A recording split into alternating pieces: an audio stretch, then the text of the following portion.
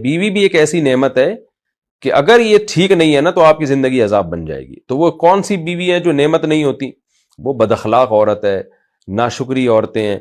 वो क्या करती हैं कि आप खिलाते रहो सारी जिंदगी, वो नाशुक्री करती रहेंगी, फिर आपके बच्चों को आपका बागी बना देंगी। जो बच्चे नेमत बनने थे वो माएँ ये करती हैं कि वो बच्चों को बाप के खिलाफ वर्गलाती रहती हैं, तंज करती रहती हैं। बाप जिंदगी भर खिलाता पिलाता है बच्चों को और वही बच्चे बड़े होकर बाप का गिरबान पकड़ रहे होते हैं। तो ये मतलब है हदीस का कि औरत के मामले में बहुत एहतियात करो, अच्छे खानदान में निकाह किया करो, अच्छी बाखलाक औरत से निकाह किया करो, और ऐसी औरत से जिसके बारे में हदीस में आता है तुमसे मोहब्बत करे और तुम्हें कसरत से औलाद दे, क्योंकि औलाद अल्लाह की नेमतों में से बहुत बड़ी नेमत है। तो तुम्हें औलाद ही नहीं दे रही, बस मुझे एक ही बच्चा चाहिए, मजीद बच्चा ही नहीं चाहिए।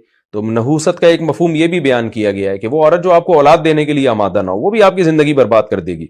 क्योंकि बच्चों से घर में खुशियां आती हैं और बुढ़ापे में आपका सहारा बनते हैं, माली लिहाज से मदद का जरिया बनते हैं।